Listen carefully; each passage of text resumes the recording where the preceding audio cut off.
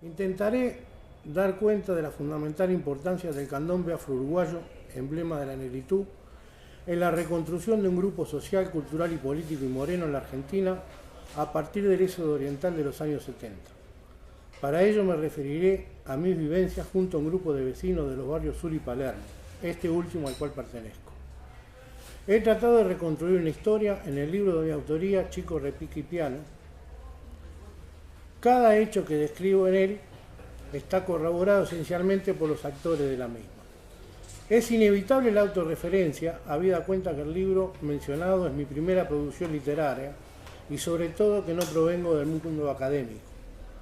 Mi participación en este foro intenta hacer un aporte más, pero firmemente arraigado en el relato de quienes hicimos la historia de la activa participación política y cultural en los duros tiempos de la desocupación, las medidas prontas de seguridad y la represión de la dictadura uruguaya, así como los años que posteriormente vivimos en la Argentina, en un intento de hacernos reflexionar en la realidad cosmopolita de Buenos Aires, sobre la antecedencia de un grupo de afro-uruguayos en la práctica de nuestra cultura, nuestro candombe, en espacios públicos, narrando y contando hechos que nos ocurrieron, dejando documentados los esfuerzos que juntos, hombres y mujeres, hicimos para llevar adelante una comunidad de afrodescendientes en una segunda diáspora, llevando nuestros tamboriles y nuestra cultura, instalándola como paisaje permanente de la ciudad de Buenos Aires. Este aporte desde adentro habla de la experiencia vivida, de la dureza de la vida del inmigrante, pero también la del suelo natal expulsivo, del periodo de la dictadura. Aprovecho este momento para hacer mi agradecimiento a Pedrito Ferreira, a Candamia, a Jimmy Santos, a Carioca, Montiel, a Rosana Prieto, que me ayudaron a reconstruir esa historia. Y muy especialmente a Coriún Aronian. A Coriún, hoy lamentablemente fallecido.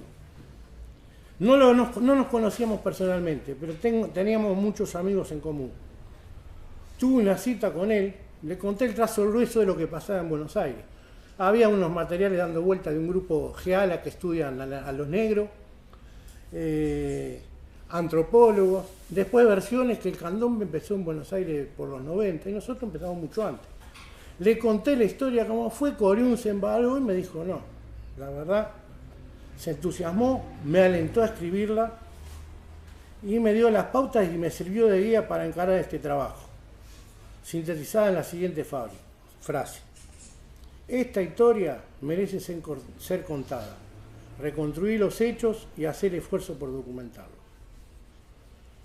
Comienzo poniendo en contexto regional el fenómeno migratorio de buena parte del pueblo uruguayo a partir de los tempranos años 70 del siglo pasado. Latinoamérica fue el escenario del Plan Cóndor, planificado por el imperialismo yanqui y que acarreó consecuencias nefastas para nuestros pueblos. Fundamentalmente, a partir de 1968, la economía uruguaya se desbarrancó a niveles desesperantes, con un impacto feroz sobre todo en los sectores populares, con un aumento de la desocupación y de los precios de los productos básicos para la subsistencia. Frente a esos ataques hubo respuestas, luchas, huelgas estudiantiles, obreras, que fueron reprimidas por el Estado con método variopinto. Tanto sean los contemplados por las normas represivas del régimen democrático burgués, salida de la Constitución o el Parlamento, o por los decretos presidenciales democráticos. Recurrieron también a los métodos ilegales, cobijando escuadrones de la muerte, parapoliciales y otras formaciones políticas del choque, como la JUP, el CREI, que apaleaban y asesinaban activistas. El año 1973 fue la ocasión de un golpe cívico-militar que con la excusa de poner orden vino a ubicar al país en sintonía con el resto de las dictaduras latinoamericanas de la época. Todas ellas asignadas por la obediencia debida de las burguesías locales a los Estados Unidos. Se plegaron en masa al Plan Cóndor, poniendo a disposición de este todas las fuerzas represivas del Estado. La Marina, el Ejército, Aeronáutica, policías, organismos de inteligencia, etc. Entre todos, junto con el Estado, pusieron en marcha un plan de exterminio. Esto produjo un gran éxodo, el aumento de la represión produjo un gran éxito, un gran éxodo de uruguayos.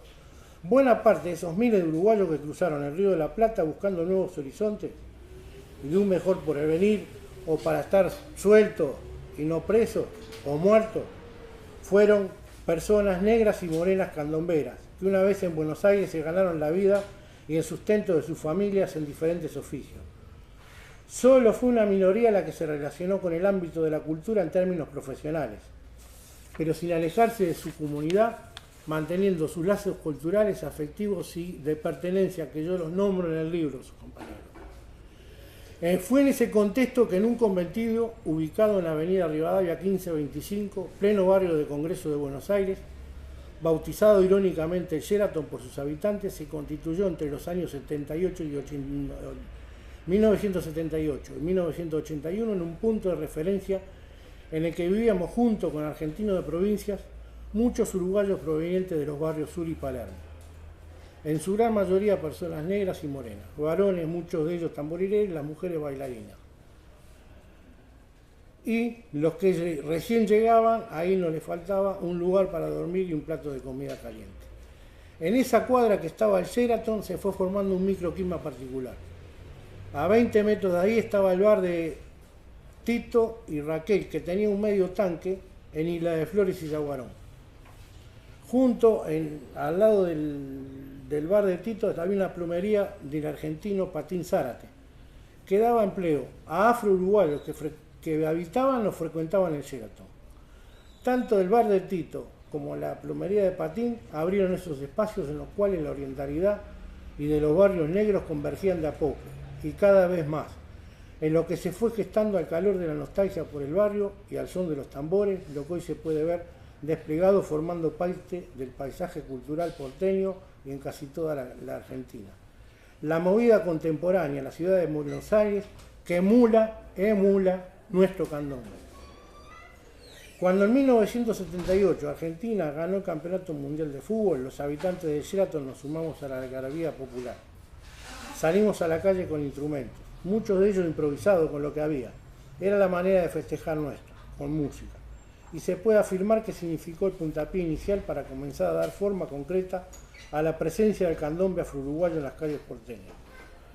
Los primeros años del exilio habían sido quizás los más largos y penosos de toda la vida, aislado, lejos de la familia, de los amigos, de la rambla, etc. Pero la solidaridad que se gestó con sentido de morenada por afinidades barriales, culturales, fueron fundamentales para templar los ánimos. Otro de los lugares de agrupamiento fueron algunas playas de estacionamiento ubicadas en pleno centro porteño. A la calle eran espacios muy visibles para los transeúntes que pasaban por el lugar, entre ellos muchos compatriotas. Estas playas eran administradas y trabajaban en ellas una gran mayoría de afro-uruguayos, candomberos y murguistas. En las horas que aflojaba el trabajo se realizaban asados y comidas con invitados. Estos eran generalmente orientales que vivían por el barrio, cercanos a este, o que pasaban por ahí, que eran conocidos de comparsa de carnaval o de murgas, pasaban por ahí y de noche se iban a comer un asado, un guiso. Estas reuniones, en la sobremesa se tocaba siempre, se compartían los pocos tambores que había en Buenos Aires, que había 3 en Buenos Aires, en la playa de Guillermo Almuerzo. Se tocaba y se compartían los pocos tamboriles, cantando canciones viejas canciones de comparsa, y en lo que eran infaltables los coros murguísticos. De modo, a esas ganas se le fueron sumando propuestas de tocar en fiestas, eventos, de sumar ritmo a una ciudad tan necesitada de este. En ese momento, para el argentino común, el negro estaba referenciado a Brasil. El estereotipo negro, más tambor, más baile, más alegría, igual samba brasileño. Este era bien aceptado entre los porteños. Para pucherear había que disfrazarse de brasilero, tocando en fiestas privadas, boliches en la calle, hasta el famoso espectáculo, que duró muchos años, Brasil canta y baila, que se mantuvo en el que se hizo en el Hotel Savoy, ubicado en la avenida Callao, pleno centro de Buenos Aires, donde cantaba una brasilera muy conocida en el ambiente artístico, Yuyu da Silva. La mayoría de los que tocábamos allí éramos todos afrodescendientes uruguayos. Más adelante, Patín Zárate, el dueño de la plomería, era integrante de la Asociación de Amigos de la Avenida de Mayo, que ahí se organizaba el carnaval. Llegó una propuesta de hacer carnaval ahí y se fue para la plomería, lo enganchó a Carlito da Silva y le dice: che, ¿te animás a hacer una comparsa? Y Carlito, te pongo la plata para las teles. Y Carlito dice: sí, bueno, y allá fueron a inscribir las comparsas. Y Carlito se le ocurrió ahí mismo el nombre, Patindombe. Y así fue como en febrero de 1980 se sucedió la primera comparsa fundada fuera del Uruguay, creada por Patín y Carlito da Silva, un argentino y un uruguayo.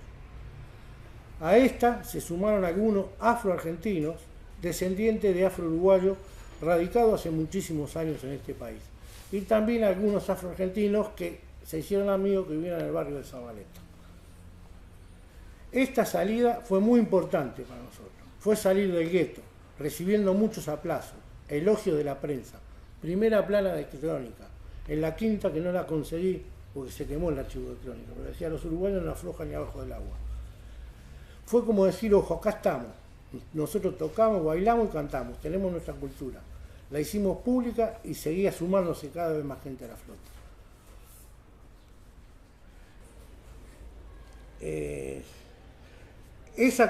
La acumulación de tocadas, se hizo un núcleo ya de tamborileros, aumentaron los tambores, pasaron a ser 12 tambores, traían los muchachos de acá, y crecieron las participaciones de la cuerda en recitales de importantes músicos, que tuvieron la iniciativa de invitarlo. Rubén Rada, cuando salió de Los Pavos y tuvo su primer teatro, que fue el Margarita Silva, invitó una cuerda de tambores. Lo mismo que el Beto Satrain en el Teatro Cómico y Lola Membrive, de la Avenida Corrientes. Fueron pioneros en esta saludable costumbre de invitar una batería de tambores, propiciando así la difusión del candombe afro-uruguayo en este lado del Río de la Plata. Los primeros cautivados por los tamboriles del candombe fueron algunas figuras notorias del rock, como Lito Nevia, Oscar Moro, Pajarito Saguri, León Gieco o Javier Martínez, que estuvieron presentes en la presentación del grupo Raíces y se conmovieron con la cuerda de tambores. Simultáneamente ocurría lo mismo con músicos del jazz, nucleados por Rada, como Néstor Astarita, El Negro González, Andrés Boyarski, Faz Fernández, Benny Aguirre, una lista interminable. A mediados de 1982 se forma Arojo, una asociación de uruguayos, que tuvo un papel destacado no solo en la difusión del canto popular uruguayo, que comenzó a ganar miles de adeptos en la Argentina. Organizó un recital masivo que colmó el estadio de Obra, a la cual fueron muchos uruguayos y argentinos. Y Aroja se propuso, con ese recital, juntar a los orientales residentes en Buenos Aires alrededor de hechos culturales, difundir el diario artiguista y desarrollar con esas herramientas alguna forma de resistencia a la dictadura. En ese contexto de resistencia masiva se da la gestación de Hijo de Morenada y Fantasía, segunda comparsa de candombe fuera del Uruguay, fundada por 3 afro-uruguayos: Carlos Abril Pichi La Salvia, Juan Carlos Candamia Prieto Nazareno y Geli Tavares Pedrito Ferreira. El nombre fue debido a que los 3 tuvieron el honor de vestir la verde, rojo y blanco de Morenada y la azul, blanco y rojo de Fantasía. Los 3, era cosa muy difícil, haber jugado en Peñarol y Nacional. Lograron, bueno, por eso le pusieron Hijo de Morenada y Fantasía. La comparsa tenía experimentados candomberos, experimentados tocadores y bailadinas. Y los personajes no eran improvisados, eran personajes ya todos hechos acá. Y se sumaron compañeros que eran del conventillo de Gaboto, que formaban antiguamente las lonjas de Gaboto. La irrupción de esta comparsa por la Puerta Grande en el Estadio de Obras, de la mano de Rada en 1983, con sus tamboriles, personajes típicos, bailarinas, banderas y estandarte, fue ovacionada, despertando una algarabía sin precedentes. Era un hecho novedoso para miles de jóvenes argentinos, presenciar una comparsa de candombe, y encima en un recital de rock. Este tuvo una gran repercusión en los medios y en los jóvenes. La figura de Rada se masificó, salió del circuito exiguo de los músicos de jazz, impactando fuertemente en la masa de jóvenes adeptos al rock. Fue un punto de inflexión en este proceso de expansión y crecimiento cultural y de inserción en la sociedad porteña del candombe afro-uruguayo. A partir de esas apariciones públicas, las llamadas en Saltemo a partir del 83 se hicieron un rito habitual, con público propio autoconvocado, respetando la fecha que se salía acá en Montevideo. 25 de diciembre, 1 de año, 6 de enero, 12 de octubre. A esas salidas eran masivas y eran acompañados por los uruguayos que triunfaban en ese momento en Argentina, tanto en el terreno de la música como comunicadores. Víctor Hugo Morales, Juan Carlos Mareco Pinocho promocionaban por la radio y las llamadas eran masivas a partir de 1983-84, porque iban muchos uruguayos y se empezó a correr la bola y se corría todo boca a boca. Y eso fue creciendo, ese fenómeno fue creciendo.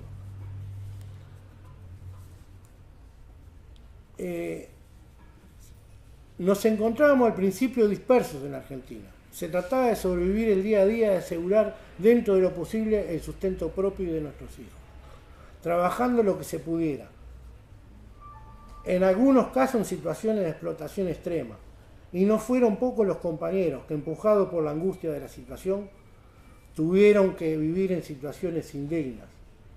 El difícil acceso a la documentación impedía el acceso a un trabajo y tener una vivienda digna.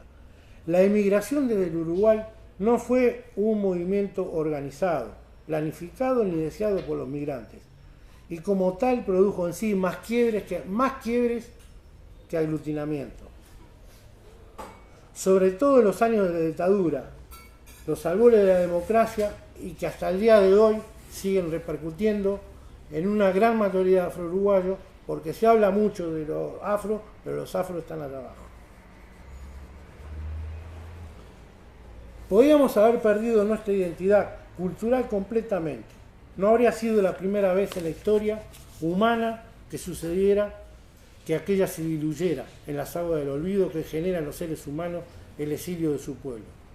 Pero teníamos al candombe. Entonces, además de lo testimonial, creo que aquí es preciso destacar por qué fue posible desde el fondo de la derrota que significó el exilio, alzar la mirada y construir en otro país un espacio propio que sin ser sectario pudo conservar la identidad, sin deformaciones, sin abrasilerarnos para caer bien, respetando nuestra esencia. Subimos a integrarlo a la sociedad argentina y cautivarla en ese momento sin ningún maquillaje, sin ningún brillo, sin ningún oropel, sin ninguna coreografía, sin mujeres desnudas. Recuerdo que me preguntaban si estaba loco porque en plena dictadura, requerido en Uruguay como estaba, me animaba a salir a la calle con el tambor, estando plenamente consciente del peligro que significaba salir. Pero el tambor nos juntaba a todos los del barrio y para hacerlo sonar en serio precisábamos calle. Y salíamos igual, pero no por estar locos o por ser inconscientes. Cuando sonaba la música de los tamboriles era irresistible. Las ganas de tocarlo lo hacíamos y lo hacemos con el corazón, tironeados por una fuerza extraña. Sostengo que el sonar de los tamboriles afro-uruguayos trajo remembranzas también a los orientales emigrados exiliados, porque antes el candombe tenía mal olor, pero se fue revalorizando. Los tambores, sonían los tambores y los blancos se iban. Eso fue la realidad que me tocó vivir a mí. En Uruguay. No en Argentina fue distinto, fue otra cosa. También les tocó el corazón, les resonó en la panza, se sintieron identificados con la cultura que nació en Montevideo, y así la llamada que empezamos un puñadito ensambló con la revalorización del propio candombe en Uruguay, con la incorporación de la percusión a la música popular y el encuentro de los orientales en Argentina resistiendo a la dictadura, donde la cultura del candombe fue un emblema. El surgimiento contemporáneo de los nuevos movimientos sociales de afrodescendientes logró en el caso del Uruguay, en el curso de la década de 1990, a través de luchas en las arenas políticas nacionales e internacionales de organizaciones Mundo Afro, que los estados incluyesen en sus estadísticas la variable de identidad étnica afro. Esto ha incidido en la divulgación, en avances en el reconocimiento de la existencia de la herencia de raíces culturales negras. Hay un fuego metido en la sangre nuestra, y es el fuego de la ancestralidad de los tambores. Cruzó encadenado el océano Atlántico. Fue consuelo de dolores y alimento de rebeldías. Así le permitió a la raza construir la alegría en medio del desastre cotidiano de servidumbre y de trabajo forzado. Alimentó la esperanza de negros y morenos orientales. Hemos podido reagruparnos en tierras argentinas y volver a hacer sonar los tamboriles afro-uruguayos por estas calles, como un símbolo de nuestra identidad. Hemos sido factores de unidad del conjunto de mirados por razones políticas y sociales. Atrás de los tamboriles iban desde el más humilde de los anónimos hasta los artistas más renombrados, desde el inmigrado solitario hasta familias enteras. Sin ese sustento del fuego de los tambores, quizá no hubiera sido posible aprovechar esa grieta que le abrió el pueblo argentino con su lucha a la dictadura genocida que nos permitiera comenzar a resurgir con nuestra identidad en los años de plomo en la costa vecina y hermana. Cierto es que las condiciones políticas y sociales fueron cambiando allí y que la expansión de nuestra cultura facilitó el interés y el acercamiento de muchos argentinos y argentinas que abrevaron de ella. Aprendieron algo de nuestros ritmos y nuestra ranza, bien con resultados dispares, pero esto no es motivo para este debate de acá. No es el caso de desarrollarlo aquí. Cierto que fue necesario y difícil superar en muchos casos nuestro individualismo, y que en ese rumbo la coyuntura política, la lejanía de nuestro barrio y las añoranzas cumplieron un rol imprescindible para juntarnos. Pero el primer aglutinante, el principal, fue el candombe, esa fuerza extraña e inexplicable que nos tira de las venas, que se mantuvo vivo por más de 200 años a pesar de las persecuciones del régimen esclavista, el racismo solapado o persecuciones y la exclusión social en Uruguay democrático, y que pasó los 10 años de una cruel dictadura militar que tenía como objetivo planificado y consciente destruir el candombe del Uruguay. Este igual se mantuvo vivo por esa fuerza extraña e inexplicable que nos corre por las venas. Viene de muy lejos, quizás nos conmueve en lo más profundo. Cuando tocamos los tamboriles, se suman los personajes, se suma la danza. Bueno, ahí nos transformamos. Pero esta historia de los uruguayos fue símbolo también de rebeldía en la época de la dictadura militar. Eso, como parte, que es una parte no conocida, el candombe formó parte también de la resistencia a la dictadura en Uruguay y tuvo sus presos, estuvo prohibido tocar el tambor, en la calle Isla de Flores, en el barrio Palermo.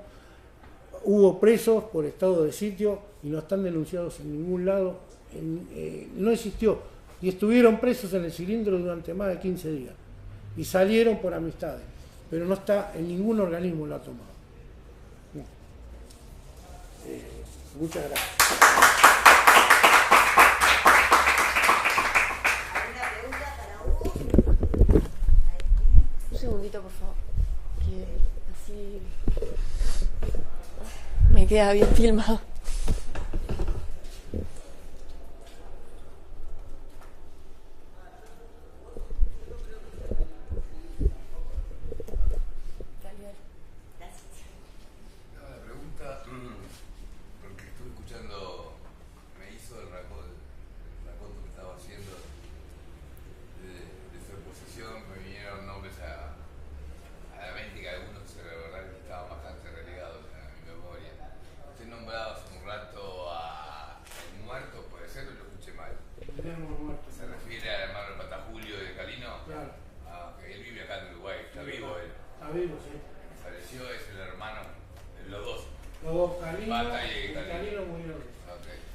Pero el muerto era en la playa de él, tenía una playa de él, los Calinos, en la playa de él estaban los tambores.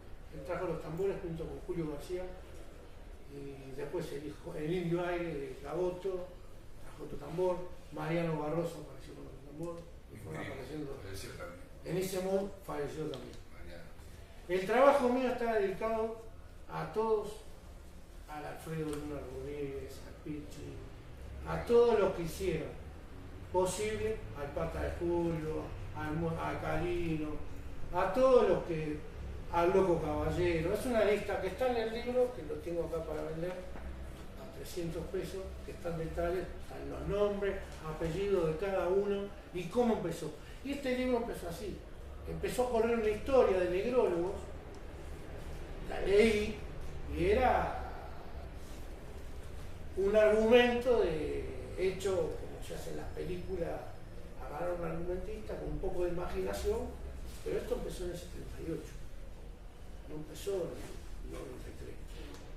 Esto empezó en el 78 y costó mucho. Que eso, y lo otro que también el candombe, porque sabían que estaba prohibido tocar, pero salían a tocar el tambor. Porque en la época de la esclavitud no te dejaban tocar el tambor, después como unos milicos de mierda te iban a prohibir tocar el tambor. Y se desafió a eso.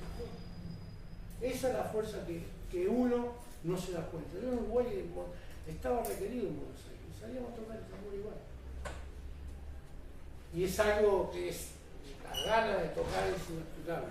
Y ahora hay muchos compañeros que son responsables. Hoy hay 8.000 proliferaron. pero hay 2 llamadas, 3 o 4 asociaciones, una comparsa está en un mes y ya se hacen, de una salen 5 comparsas, y hay hasta en la Patagonia, en donde quiera ver, abajo de una piedra, están haciendo que toca. ¿Por qué haciendo que tocan? Porque crees que... No, porque o sea, el aprendizaje del tambor no es para mí, ¿no? Es una cosa que demora muchos años. Y ahora todos se compran un tambor y se te aparecen a tocar. Y no aprendieron a tocar y no tienen el tiempo, no tienen el sueño, no saben el tambor chico. Y se compran un piano. Y además también eso que se dice y que la señora preguntaba, tiene un efecto ambiguo, porque si bien hay algunas personas que pueden o podemos pensar en la misma línea de lo que usted dice, yo soy uno, también hay otros que piensan, bueno, por ejemplo, el rock and roll se inventó en el norte y sin embargo es una música aceptada por el mundo. Fundamentalmente, como en el caso de Candombe, tiene esta connotación bien particular, es el patrimonio material de la humanidad. Entonces la pregunta creo que no es capciosa, pero tiene algo que ver con eso, y está bueno porque dice, ¿por qué si están tocando, por qué hacen que tocan? Porque ese hacer tal vez no sea, como bien responde el compañero, un camino que algunos estamos más acostumbrados a transitar que otros. Cuando una tradición se transforma, se masifica, cuando una tradición se masifica, seguramente va perdiendo algunas cosas de esa propia cultura del candombe o cultura hacia el tambor. Depende de la magnitud que se le quiera dar, porque tambores hay muchos. A mí en particular me interesan los tambores de muchos lugares. Me interesa la cultura del tambor, obviamente la cultura del tambor de mi país, la de candombe, obviamente que sí, pertenecemos a eso. Pero básicamente me parece que también generar la posibilidad, siempre con determinados parámetros y definiciones hechas por los entendidos, que se supone que deberían tener una suerte de estatus, sin diferenciar, sin tener niveles ni bajo ni alto, una suerte de estatus o membresía, por lo menos, como algunos nos han dicho de parte de los músicos y de los artistas de la danza y también del canto, debería haber una apertura que se está dando en estos tiempos, no a partir de hoy, hace ya unos años, pero una apertura importante que permita involucrar a gente externa, en el buen sentido, que muchas veces también ha ayudado a conformar algunas recreaciones que nosotros tenemos como conveniente, ¿verdad? Sí. Solo eso. Gracias. Sí, no, te digo, en el sentido que uno antes, claro, andar con un tambor era vergonzoso. Vos lo decís en un video. Negro, borracho, hincha de Peñarol y arriba peleador. Era así. Ahora todos contentos, paseando con el tambor por el subte, mostrando. Eso te pone bien. Pero por otro lado, hay una cuestión que ha pasado por el medio, que ha venido una cosa, que yo años agarré un tambor, años. Ahora de repente, porque yo que sé, te daban un tambor para ayudaba, o te lo daban cuando se templaba tachuela el tambor. Quedaba un poco alto, entonces te lo daban para que se lo lleves a cuando estaba a punto ahí, la traes para acá. Y uno se lo daba porque era el respeto que había al tambor. Había un respeto al tambor, a esa persona. Yo eso lo desarrollo en el libro. Lo dice también Candamia, lo dice Jimmy Santos, Pedrito Ferreira. Los personajes, vos ves ahora los personajes, y a mí me da bronca. Más vieja de Taco Alto, lo veo acá en Uruguay. De traje tornasolado, ya es es un comercio vil. Es un comercio vil, porque el capitalismo, todo lo que toca lo convierte en comercio. Y lamentablemente, eso es lo que está pasando. Todo lo que toca, ahora hay fabricar, antes para hacerte un tambor, que era muy difícil conseguirte un tambor, era muy difícil. Ahora, no sé, te vas al Palacio de la Música y te compras un tambor. Sí, sí. No, ¿Grace, querías decir Sí, algo? bueno, yo tuve el privilegio de ser la primera que lo presentó acá en Uruguay, por eso no fue que no me quedé, sino que lo presentamos en el Ministerio de Relaciones Exteriores, ese libro.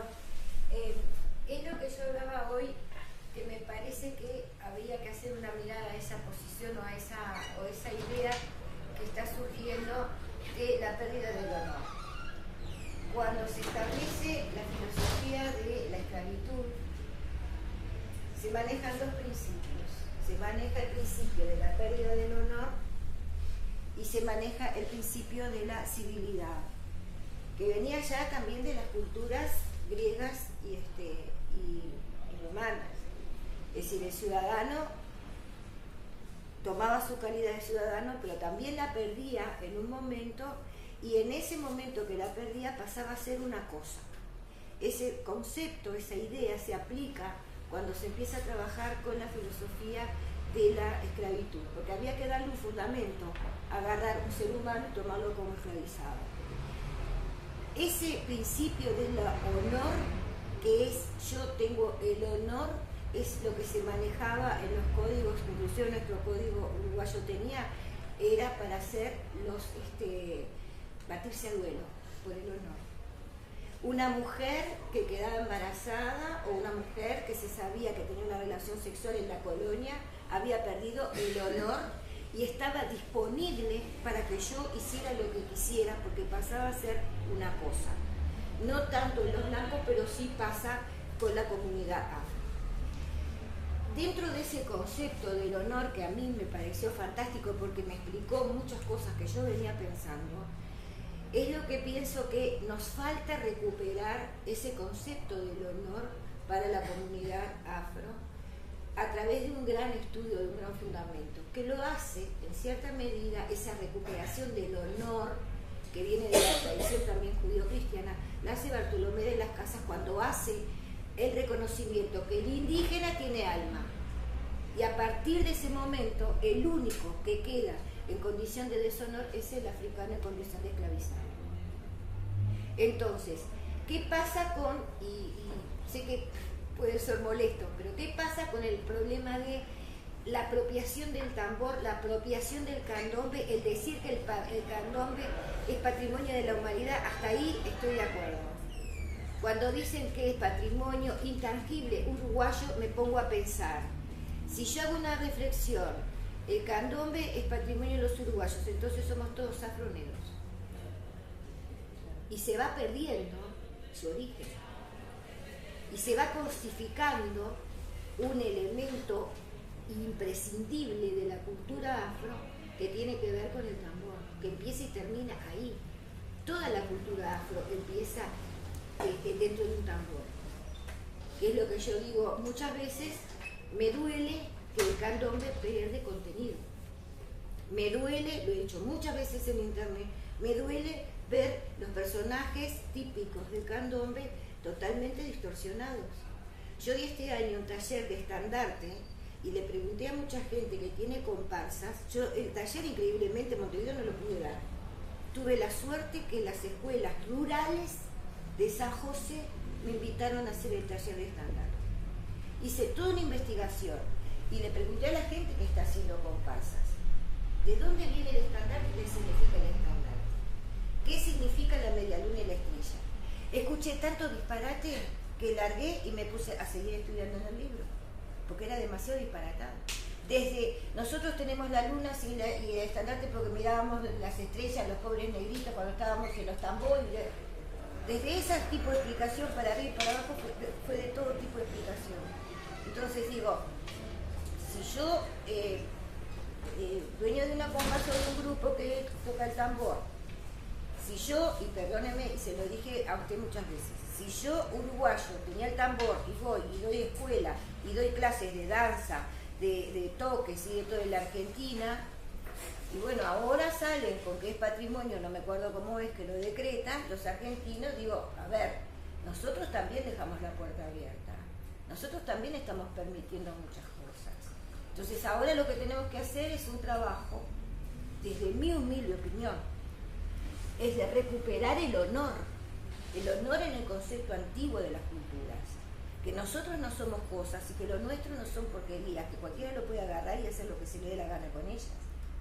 Esa es la sensación que yo tengo, que cualquiera puede apropiarse de lo que sea, que pueden hacer una batucada en vez de un candombe, que pueden poner 200 tocadores cuando en realidad con 35, 40 capaz que alcanza, que no se leen algunos relatos que Jorge Bustamante los tiene absolutamente disponibles, que están a través de los legados, a través de las herencias, a través de los cuentos que se hacen en las revistas y en los periódicos, que no se recurre a ese material, que no se sabe de Jacinto de Molina, que no se leen otros autores nuestros que están siendo estudiados y reeditados ahora, para entender y para volver a un poco más a la raíz. Hay grupos que lo están haciendo, pero hay muchos grupos que no.